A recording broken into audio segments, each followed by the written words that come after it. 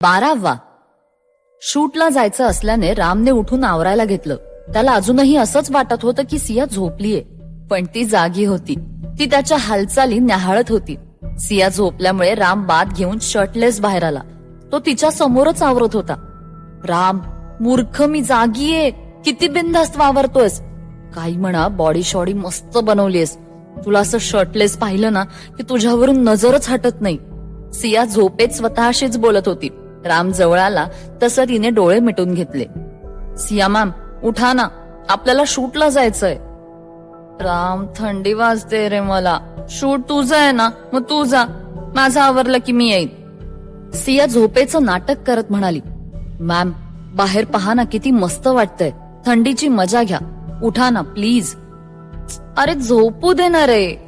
सिया आळस देत होती. सिया मॅम, सगळे तयार झालेत, आता तरी चला please.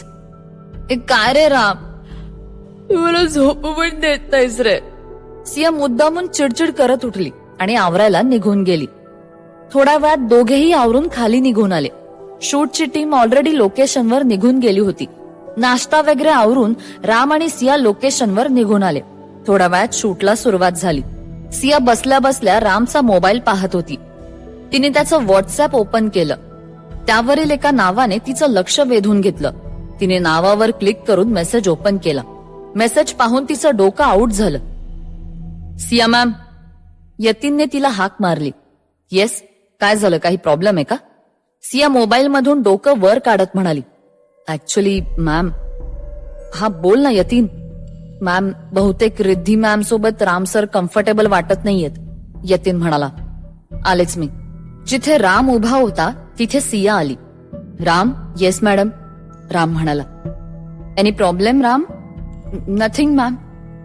Siya ma'am, sorry to say, पण मॉडेल म्हणजे नुसतं चांगलं दिसून चालत नाही, त्यासाठी बाकी गोष्ट येणं तेवढंच गरजेचं असतं. रिद्धी रामला टोमणा मारत म्हणाली. बाकी गोष्टी म्हणजे नक्की काय सांगाल का madam?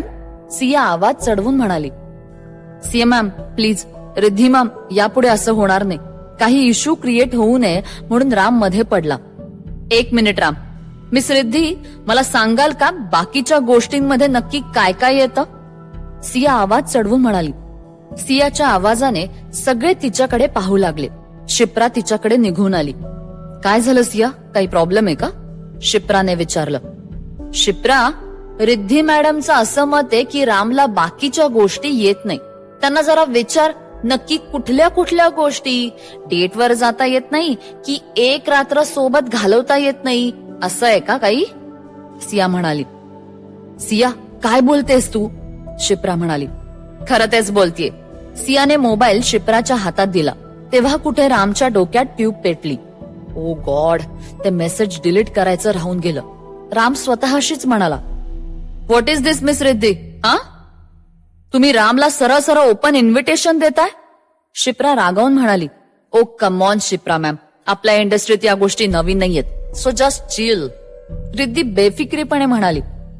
He is my husband miss Riddhi, कळतंय का काहीतरी? सिया म्हणाली. आय नो सिया मॅम, पैसे देऊन विकत घेतलेला नवरा आहे. आय काय नी नाही काय. हा, मी कुठे फुकटमध्ये काही मागत होते. एका रात्रीचे पैसे दिले असते मी त्याला. रिद्धी म्हणाली. रिद्धीचं बोलणं ऐकून सियाने तिच्या एक सणसणीत कानाखाली खेचली. सगळेजण शॉक होऊन तिच्याकडे पाहू लागले. रिद्धी सियाकडे रागाने पाहू लागली. तुझी हिंमत कशी झाली असं बोलायची? काय लायकी आहे ग तुझी? सिया भडकून म्हणाली. सिया मॅम, लायकी काढू नका. माझंही इंडस्ट्रीमध्ये नाव आहे आणि काय चुकीचं केलं मी? तसंही तुमच्यात काय आहे तरी याने तुमच्याकडे यावं. तुमच्याकडे पाहून मला तरी असं वाटत नाही की तुम्ही याला खुश ठेवत असाल. तुम्हाला काय कळणार आहे प्रेम काय असतं, सौंदर्य काय असतं? त्यासाठी लेडीज सारखं वागावं लागतं. माझ्याकडे बघा, 1000 लोक माझ्या तालावर नाचतात, माझ्या सौंदर्याची तारीफ करतात. रिद्धी ऍटिट्यूड मध्ये म्हणाली. असतील ना, तुमच्या तालावर नाचणारे बरेच असतील, पण लोक सिया मॅडमच्या कर्तृत्वासमोर झुकतात, हे विसरू नका तुम्ही. तुम्ही जोपर्यंत मला बोलत होता तोपर्यंत मी शांत होतो, पण आता नाही. त्याच्यात काय आहे आणि काय नाही याचा विचार करायची तुम्हाला गरज नाहीये मॅडम, ते आमचं आम्ही बघून घेऊ. राम म्हणाला. राम, तू म्हणजे ना जोरू का गुलाम आहेस, सियाच्या तालावर नाचणारं माकड. इंडस्ट्रीत उभं राहायला स्वतःचे कष्ट लागतात. पैसेवाल्यांसोबत लग्न करून कसलं आलंय सक्सेस? सिया, हा तुझा नवरा आहे ना, हा मुद्दामून माझ्या जवळ येत असतो. नुसतं नाव राम आहे आणि वागणं मात्र रिद्धी चरफडून म्हणाली. राम कसा आहे ना हे तू मला सांगायची गरज नाहीये. मी त्याला तुझ्यापेक्षा जास्त ओळखते. शिप्रा, 5 मिनिटाच्या आत ही इथून निघून गेली पाहिजे. मला हिचं तोंडही पाहायचं नाहीये. सिया म्हणाली. एवढा अपमान झाल्यावर थांबतय कोण? मला पण पाहायचंय एवढ्या कमी वेळात तुम्हाला दुसरी मॉडेल मिळतेच कशी ती. रिद्धी म्हणाली. तू त्याची काळजी करू नकोस. याचा विचार करायला मी समर्थ आहे. Just get out from here. Siya भडकून म्हणाली. रिद्धी रागात निघून गेली. वातावरण खूप तापलं होतं. या सिच्युएशनला काय बोलावं हे कोणालाही कळत नव्हतं. सगळ्यात मोठा प्रश्न होता तो मॉडेलचा. एवढ्या कमी वेळात नवीन मॉडेल कुठून आणायची? सिया, तू काय विचार केलायस का? I mean Naveen model, Shipra म्हणाली. राही, सियाने तिच्या डिझायनरला हाक मारली. Yes madam.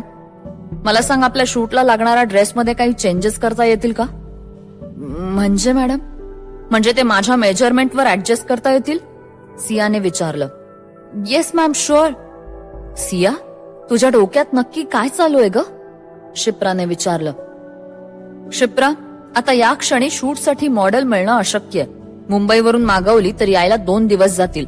आपल्याकडे तेवढा वेळ नाहीये. सो मी तयार आहे. सिरियसली सिया? येस शिप्रा. हो, दॅट्स ग्रेट. यतीन, सुमेध, विजय, रीमा सगळ्यांनी कामाला लागा. सिया, तू चेंज कर. निहारिका, मॅमच्या मेकअपचं बघ. Yes ma'am. Come on guys, फटाफट. शिप्रा एक्सायटेड होत म्हणाली. सगळेजण आपापल्या कामाला निघून गेले. सिया चेंज करायला निघून गेली. सगळे गेले तसं राम शिप्रा सोबत बोलायला आत आला. Shipra ma'am, I am sorry. Ram, तू कशाला सॉरी बोलतोयस? तुझी काहीही चूक नाहीये. पण काय रे, असं मेसेज मोबाईल मध्ये कोणी ठेवतं का? मॅम, चुकून राहिले. ऍक्च्युली सिया मॅडम आल्या आणि त्या नादात मी हे सगळं विसरून गेलो. हो, तो ये बात आहे. काय मग, आता तरी कम्फर्टेबल वाटेल ना? शिल्पा डोळे मिचकावत म्हणाली. काय मॅम, तुम्ही पण. ऍक्च्युली रिद्धी मॅडम मुद्दामून जवळ येत होत्या, त्यामुळे मला अनकम्फर्टेबल वाटत होतं. मॅडमनी मेसेज वाचले तेव्हा मला वाटलं आज सगळ्यांसमोर माझ्या कानाखाली पडते की काय. काहीही काय रे बोलतोस? हो खरंच मॅडम, पण त्यांनी माझ्यावर ट्रस्ट दाखवला, याचा मला सगळ्यात जास्त आनंद आहे. ते तुझे एफर्ट्स आहेत राम. इथे असं कोणीही नाही जे तुझ्याबद्दल निगेटिव्ह बोलेल. हे दुर्दैव आहे की या जगात चांगल्या माणसालाच आपला चांगलपणा सिद्ध करावा लागतो. शिप्रा म्हणाली. हो मॅडम, खरंय तुमचं बोलणं. दोघे बोलत असताना सिया आली. सियाला पाहताच रामची विकेट पडली. सियाने व्हायलेट कलरचा शॉर्ट ड्रेस घातला होता. ती खूप हॉट दिसत होती. राम, सियाला पाहून मन भरलं असेल तर मी काय म्हणते? शिप्रा मॅम, अहो खूप थंडी आहे. या शॉर्ट ड्रेसमध्ये सिया मॅमना थंडी वाजेल ना. दुसरा काही ऑप्शन नाहीये का? आहे ना, तू आहेस ना. आता तू जवळ घेतल्यावर आपोआप थंडी कमी वाजेल. शिप्रा त्याला चिडवत म्हणाली. काय मॅडम, मस्करी करताय ना माझी? वेडायस का राम तू? आय नो खूप थंडी आहे. मग आता काय ब्लँकेट घालून शूट करणार का? सॉरी. बरं चल, शूटला सुरुवात करूया. दोघेही शूटच्या ठिकाणी निघून आले. सुमेध दोघांना पोज सांगत होता. दोघेही त्यानुसार पोज देत होते. रामला खूप कम्फर्टेबल वाटत होतं. त्याच्या वागण्यात सहजपणा आला होता. सिया जवळ आल्यानंतर मात्र त्याची हालत बेकार होत होती. एवढ्या सगळ्यात दोघेही एकमेकांची कंपनी एन्जॉय करत होते. शूट आवरेपर्यंत दुपार उलटून गेली. मॉडेल अर्ध्यातून निघून गेल्याने उद्याही शूट करावं लागणार होतं. त्यामुळे आता आवरून फिरायला जायचं ठरलं. सगळेजण आपापल्या रूमवर जाऊन तयार होऊन खाली निघून आलेत. मनाली फिरायला सगळे खूप एक्सायटेड झाले होते. सर्वप्रथम सगळे मनाली मधील हडिंबा टेम्पल बघायला आले. हे मंदिर महाराजा बहादूर सिंग यांच्या काळात बांधले होते. या मंदिराचं वैशिष्ट्य म्हणजे हे मंदिर एका मोठ्या दगडात कोरलंय. हे मंदिर सिद्धार जंगलाने वेढलंय. वशिष्ठ मंदिर, हे मंदिर कहावी नदीच्या काठावर बांधले आहे. हे जवळजवळ 4000 वर्ष जुनं मंदिर आहे. सगळेजण कुतूहलाने मंदिर पाहत होते. फोटो काढणं, मजा करणं चालू होतं. सियाही सगळ्यांमध्ये मिक्स झाली. पण नंतर तिचा चेहरा उतरला. तिला रिद्धीचं वाक्य आर पार लागलं होतं. तसंही तुमच्यात काय आहे तर याने तुमच्याकडे यावं. तुमच्याकडे पाहून मला तरी असं काही वाटत नाही की तुम्ही याला खुश ठेवत असाल. तुम्हाला काय कळणार प्रेम काय असतं, सौंदर्य काय असतं. त्यासाठी लेडीज सारखं वागावं लागतं. रिद्धीचं बोलणं सियाच्या कानावर सारखं घुमत होतं. सियाचा मूड खराब होता. इतरांना काही वाटू नये म्हणून ती नॉर्मल राहायचा प्रयत्न करत होती. राम तिच्या जवळ आला. त्याने तिचा हात हातात घेतला आणि दोघेही फिरू लागले. रिसॉर्टवर यायला रात्र झाली. सगळेजण बाहेरून खाऊन आले होते. थंडी खूप वाढली होती. यतीन, सुमेध, राहीने शेकोटी पेटवली. सगळेजण शेकोटीच्या बाजूला राऊंड करून बसले. वातावरण मस्त रोमॅन्टिक झालं होतं. सगळे गप्पा मारत असताना राही त्याची गिटार आणि माईक घेऊन आला. सो गाईज, इकडे लक्ष द्या, मी आता गाणं म्हणणार आहे, राही म्हणाला. राहीच्या बोलण्यावर सगळेजण टाळ्या वाजवू लागले. राहीने गिटारची धून छेडली आणि गाणं म्हणायला सुरुवात केली. राही गाणं म्हणायला लागला तसं काही जण उठून डान्स करू लागले.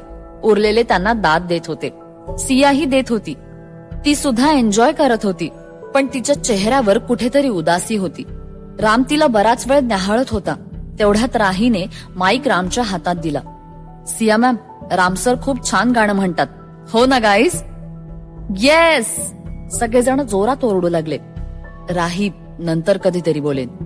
नो नो राम, तुला आत्ताच गाणं म्हणावं लागेल, शिप्रा म्हणाली. शिप्रा मॅम, मी टाइमपास म्हणून गाणं म्हणतो, मी नाही शिकलोय. अरे इथे कुठे कॉम्पिटिशन आहे? ते काही नाही, तू गाणं म्हणतोयस, शिप्रा म्हणाली. सगळ्यांच्या आग्रहाखातर राम गाणं म्हणायला तयार झाला. राहीने गिटारची धून छेडली आणि रामने सियाकडे पाहिलं. गाणं म्हणायला रामने सुरुवात केली.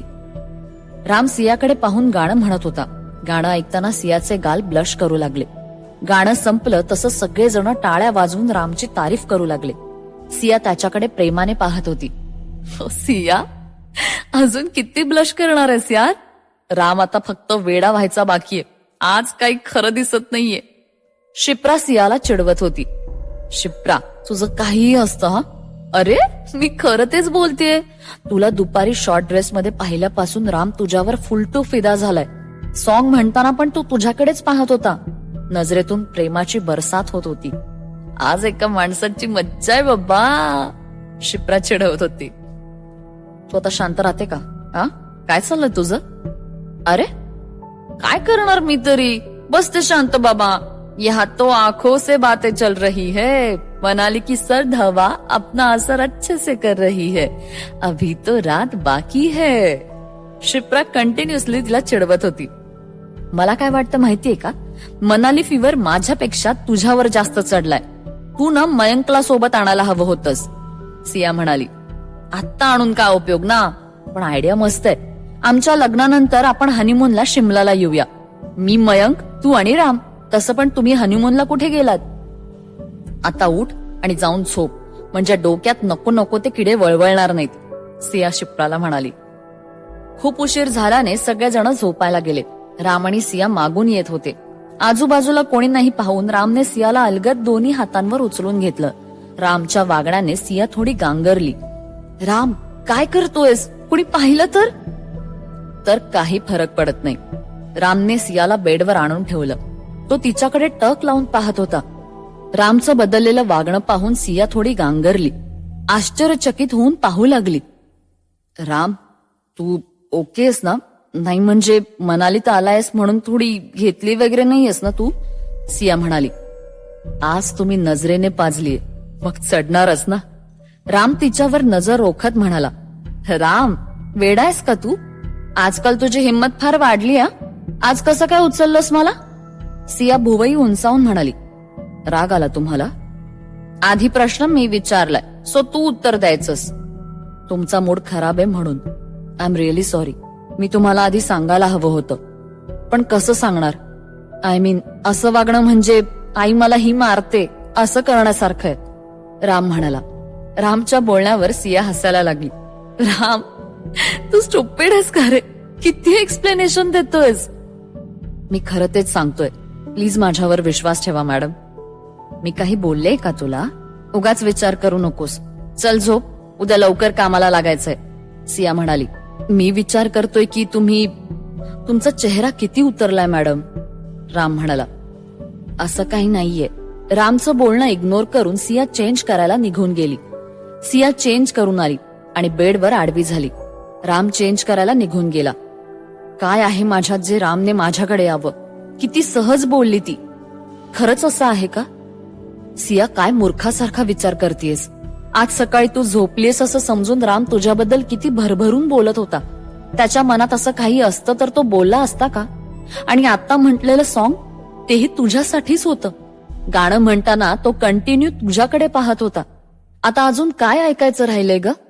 तो स्वतःहून एक एक पाऊल पुढे येतोय, पण तू जर त्याला रिस्पॉन्स दिला नाहीस तर हे नातं पुढे कसं जाईल? सिया पडल्या पडल्या विचार करत होती. तेवढ्यात रामच्या मिठीचा विळखा तिच्या भोवती पडला. मॅम, गाणं म्हटलेलं आवडलं नाही का तुम्हाला? तुमच्यासाठीच होतं ते. रामच्या बोलण्याने सिया त्याच्याकडे एकटक पाहू लागली.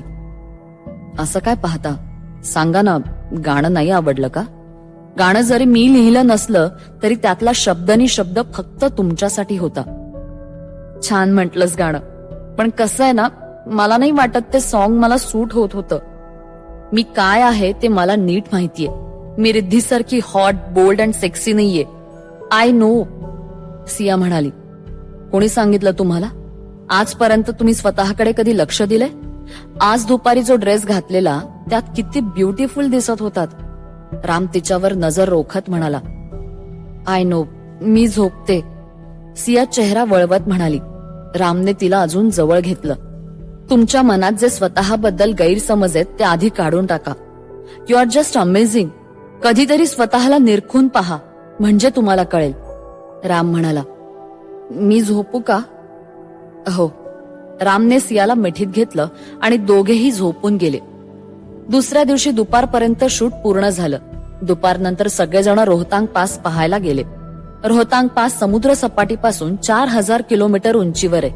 रोहतांग पासला चारी बाजूने बर्फच बर्फ आहे. पृथ्वीवरील स्वर्ग म्हटलं तर वावगं ठरणार नाही. सगळेजण त्या वातावरणाचा आनंद घेत होते. राम तर कंटिन्यू सिया सोबत होता.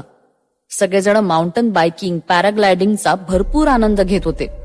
रात्री परत निघायचं असल्याने सगळेजण रूमवर परत आले आणि जायच्या तयारीला लागले. सियाने बॅग पॅक केली आणि बाहेर जायला वळली. रामने तिचा हात पकडून तिला जवळ ओढलं. राम, काय करतोयस? जाऊ दे ना. असं उतरलेल्या चेहऱ्याने जाणार आहात का तुम्ही?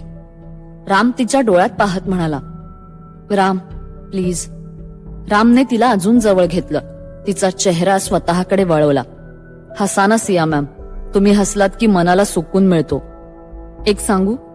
सकाळी तुम्ही रेड कलरचा वेस्टर्न ड्रेस घातलेलात ना, त्यामध्ये तुम्ही खूप हॉट दिसत होतात. त्यात स्ट्रॉबेरी सारखे लाल ओठ. उफ, माझी हालत इतकी खराब झाली होती. रामने तिच्या केसांचा पोनी काढून केस मोकळे केले. एक हात कमरेत तर एक हात केसांवरून फिरवून तिला जवळ घेतलं. तिच्या ओठांवर ओठ टेकवले. रामच्या अनपेक्षित कृतीने सिया थोडी भांबावली. राम तिला कम्फर्टेबल फील करवत होता. दरवाजावर नॉक झालं तसं त्याने तिला स्वतःपासून दूर केलं. तिची नजर अजूनही झुकलेली होती. गाल ब्लश करत होते. लाजल्यावर अजूनच गोड दिसता मॅडम तुम्ही. वरती बघा ना. तिने मानेने नाही सांगितलं. बरं चला, आपल्याला निघायचंय. राम विषय बदलत म्हणाला. रामच्या बोलण्यावर सियाने चेहरा वळवून घेतला. रामकडे पाहायची तिची हिंमतच होत नव्हती. ती दरवाजा उघडून बाहेर निघून गेली. रामने हसतच दोघांच्या बॅग्स घेतल्या आणि बाहेर पडला. सगळे परतीच्या प्रवासाला निघाले. उद्यापासून परत मुंबईचं ट्रॅफिक आणि डेली रुटीन. भाग 13. क्षितिज हॉलमध्ये येरझाऱ्या मारत होता. तो सियाचीच वाट पाहत होता. बाहेर गाडी थांबल्याचा आवाज आला तसं संजना रूम मधून बाहेर आली. सिया आणि राम दोघेही आत आले. क्षितिजला टेन्शन मध्ये पाहून सिया तिथेच थांबली. भाई, काय झालं? तू अस्वस्थ का दिसतोयस? सियाने विचारलं. कारणच तसं आहे. तू जे करून ठेवलंयस ते मला अजिबात पटलेलं नाहीये. क्षितिज, सिया घरात आल्या आल्या सुरू झालेला. क्षितिज, ती आत्ताच आलीये, जरा बसू तरी दे तिला, नानी म्हणाली.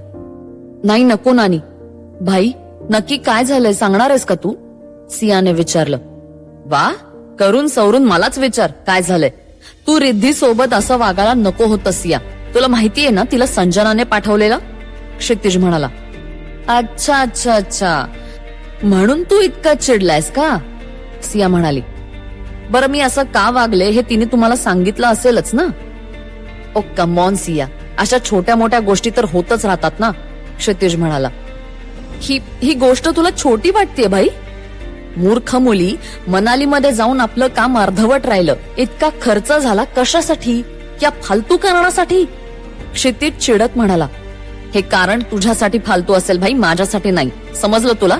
सिया, हे बिझनेस वुमन सिया राज्याध्यक्ष नाही बोलते, सिया राम तत्ववादी बोलतीये. कारण सिया राज्याध्यक्ष बिझनेसला महत्व देते, रिलेशनला नाही. बरोबर बोललास तू भाई. हे मिसेस सिया राम तत्ववादी बोलतीये. राम नवरा आहे माझा. तिने हे सगळं बोलण्याआधी 10 वेळा विचार करायला हवा होता. He is only mine, he is my man. समजलं तुला? सियाच्या बोलण्यावर राम आश्चर्यचकित होऊन पाहू लागला. सिया जबरदस्तीच्या लग्नाला लग्न म्हणत नाही. जबरदस्तीचं लग्न? भाई, मी रामला पळवून आणलेलं नाहीये. रीतसर लग्न केलं मी त्याच्याशी. आणि जे असेल ते असेल, तो आमचा प्रश्न आहे. तू ज्या लॉस बद्दल बोलतोयस ना भाई, तो पैसा कमवायला तू नाही, दादू, मॉम, डॅड आणि मी मेहनत घेतलीये. समजलं तुला? मॉम डॅड गेल्यानंतर मी फॅशन वर्ल्ड मध्ये दादूंसोबत दिवस रात्र खपलीये. डाऊनला गेलेला फॅशन वर्ल्डला मी बाहेर काढले, तू नाही. तू बाहेर मजा करत फिरत होतास तेव्हा मी काम करायचे. 50% प्रॉपर्टीचा मालक झालास म्हणजे तुला सगळं येतं असं नाही.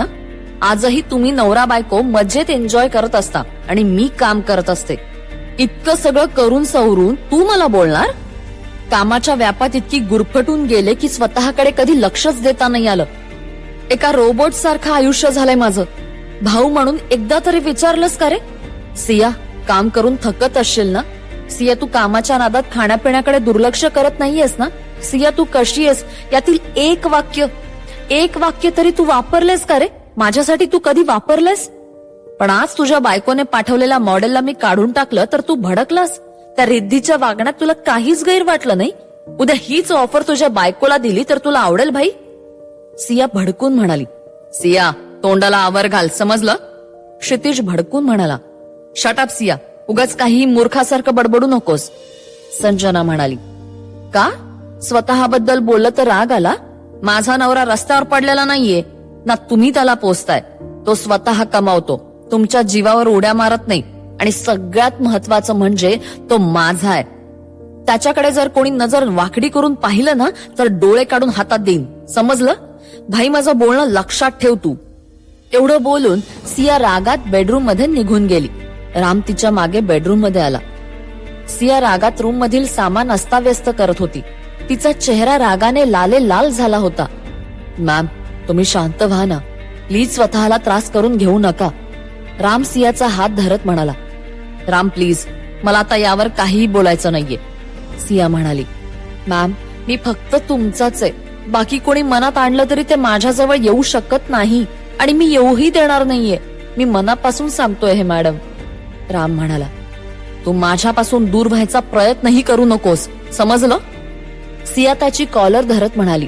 तिचा राग 7वे आसमान पर होता. हो मॅम, पण तुम्ही शांत व्हा ना. राम तिला बेडवर बसवत म्हणाला. प्लीज शांत व्हा. राम सियाशी बोलत असतानाच त्याचा फोन वाजला. आईचा कॉल होता. मॅम, मी 2 मिनिटात आलो, प्लीज तुम्ही शांत राहा. राम आईसोबत बोलायला म्हणून गॅलरीत आला. आईसोबत बोलून झालं तसं तो रूम मध्ये निघून आला. पाहतो तर रूम मध्ये सिया नव्हती. सिया मॅम कुठे आहात तुम्ही? राम सियाला हाक मारू लागला. त्याने तिला सगळीकडे शोधलं पण ती दिसली नाही. तसं तो खाली निघून आला. नानी, सिया मॅम खाली आहेत का? नाही रे, म्हणजे इथे तर दिसत नाहीये, आताही नाहीये, नानी म्हणाल्या. मग गेल्या कुठे?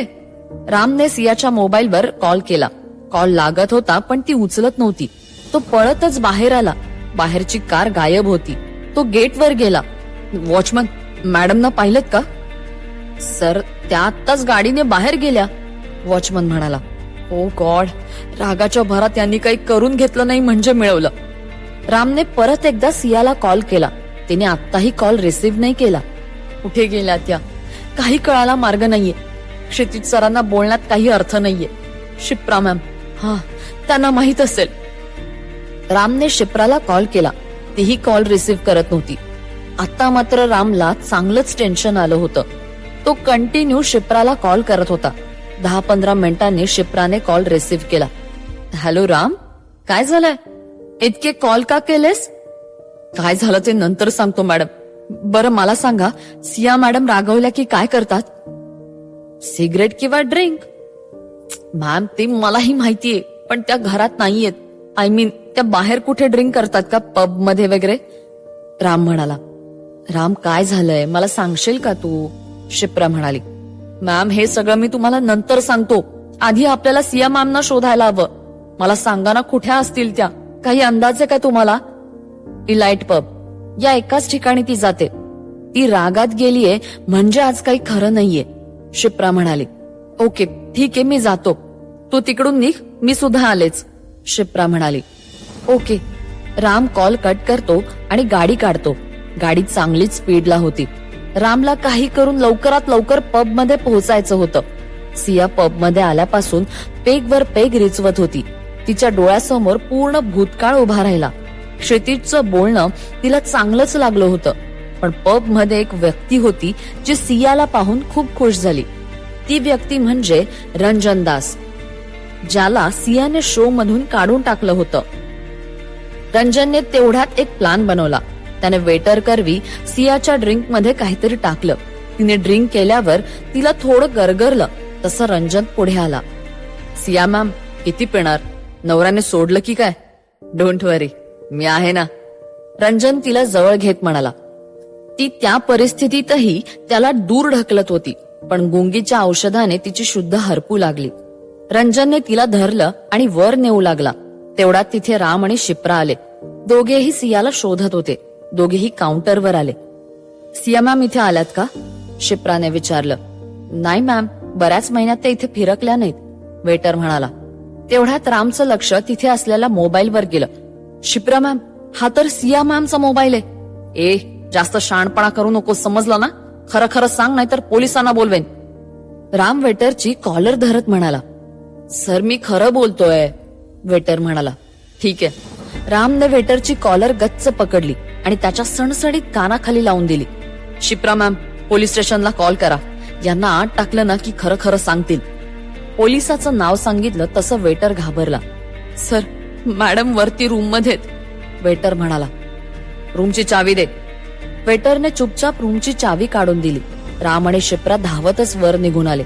रामने त्यांच्याकडील चावीने दरवाजा उघडला आणि समोरील दृश्य पाहून त्याचं डोकंच आऊट झालं. रंजन स्वतःचा शर्ट काढून सियावर झुकला होता. त्याला तसं पाहून राम पुढे आला. त्याने रंजनची कॉलर धरली आणि भिंतीवर ढकलून दिलं. शिप्रा सियाजवळ आली. तुझी हिंमत कशी झाली त्यांना हात लावायची? बायको आहे ती माझी, समजलं? रामने रंजनची कॉलर पकडून त्याच्या कानाखाली दिली. रंजनने रामवर हात उगारला तसं रामने त्याचा हात वरच्यावर धरून त्याला भिंतीवर ढकललं. हे सगळं चालू असताना मॅनेजर तिथे आला. सर सर प्लीज तुम्ही पोलिसांना बोलवू नका, नाहीतर पबचं नाव खराब होईल, मॅनेजर म्हणाला. हे असले धंदे चालतात तुमच्या पब मध्ये? हा, राम भडकून म्हणाला. Sorry sir, sir please please, हवं तर मी त्या वेटरला काढून टाकतो, पण तुम्ही प्लीज कंप्लेंट करू नका. राम, मला वाटतं सिया शुद्धीवर आली की आपण काय ते ठरवू, पण सगळ्यात आधी आपण तिला घरी घेऊन जाऊया. मी डॉक्टरांना बोलावून घेते, शिप्राने रामला सांगितलं. बरं ठीक आहे, चालेल. रामने सियाला दोन्ही हातावर उचलून घेतलं आणि तिला गाडीत घेऊन आला. शिप्राने गाडी घराकडे वळवली. एकीकडे तिने डॉक्टरला कॉल करून घरी बोलावून घेतलं. घरी आल्या आल्या राम सियाला बेडरूम मध्ये घेऊन आला. तिला बेडवर ठेवलं. तेवढ्यात डॉक्टरही आले. डॉक्टरने चेक करून इंजेक्शन दिलं. डॉक्टर, सिया कधी शुद्धीवर येईल? शिप्राने विचारलं. सकाळपर्यंत येतील, पण काळजी घ्या, डॉक्टर म्हणाले. हो डॉक्टर. सियाला चेक करून डॉक्टर निघून गेले. राम सियाच्या शेजारी बसला होता. राम, नक्की काय झालंय सांगणार आहेस का तू? शिप्रा म्हणाली. आम्ही घरी आलो, असं म्हणत रामने जे काही घडलं ते सगळं शिप्राला सांगितलं. क्षितिजना एकदम मूर्ख माणूस आहे, त्याला एकदा बघितलंच पाहिजे, शिप्रा भडकून म्हणाली. मॅम प्लीज तुम्ही तरी शांत व्हा. सिया मॅडमना चिडताना मी पाहिलंय, पण आज त्या खूप व्हायलेंट झाल्या होत्या. रूमची अवस्था पहा. क्षितिज सर जे बोलले ते पूर्ण चूक होतं, पण आज आपल्याला जायला थोडा जरी उशीर झाला असता तर. आय नो राम, मला तुझी अवस्था कळतीये, शिप्रा म्हणाली. मी स्वतःला कधीच माफ करू शकलो नसतो. आई अर्जंट असल्याशिवाय कॉल करत नाही हो, म्हणून मी लगेचच कॉल उचलला. मला काय माहित, मी बोलून येईपर्यंत मॅडम. वेडायस का तू राम? यात तुझी काहीही चूक नाहीये, शिप्रा म्हणाली. शिप्रा मॅम, आज सिया मॅमनी स्वतः ही गोष्ट कबूल केली की मी त्यांचा नवरा आहे. त्यांनी सिया राज्याध्यक्ष न म्हणता मिसेस सिया राम तत्ववादी असं म्हटलं. तुम्हाला सांगू शकत नाही मला किती आनंद झालेला. मॅम स्वतः हे बोलल्या, शी लव्हज मी. त्यांना मी त्यांच्यापासून दूर झालेला नकोय. राम डोळ्यात पाणी आणून म्हणाला, I know Ram, I know very well. तुझ्या ओढीने ती मनालीला निघून आली, फक्त तुझ्यासाठी राम. तुला पाहायला, तुला भेटायला ती खूप एक्साइटेड होती. मी सियाला असं वागताना पहिल्यांदा पाहिलंय, शिप्रा रामला म्हणाली. आय नो, मी स्वतः त्यांचं वागणं ऑब्झर्व केलंय. त्या दिवशी सकाळी मला वाटलं त्या झोपल्यात, म्हणून मी त्यांच्याकडे पाहून बोलत होतो. तेवढ्यात त्यांचे गाल ब्लश करू लागले. मला जाणवलं ते. त्यांना वाटलं मला कळलं नाही, पण तसं नव्हतं. त्यांच्या चेहऱ्यावर आलेला ग्लो मी स्वतः पाहिलाय. मला माहितीये त्या हळूहळू बदलतायत, पण त्यांनी आज डोक्यात राग घालून घ्यायला नको होता. राम म्हणाला, तू काय ठरवलंयस राम? तू बडबडणार आहेस का तिला? नाही मॅम, पण त्यांना जाणीव मात्र नक्की करून देणार आहे की माणूस रागात किती चुकीचं पाऊल उचलतो. ठीक आहे, मी आहे तुझ्या सोबत. बरं तूही आता आराम कर, मी सकाळी येते, शिप्रा म्हणाली. हो चालेल मॅडम. शिप्रा घरी जायला निघाली. बेडरूम मध्ये राम आणि सिया दोघेच होते. राम सियाजवळ आला.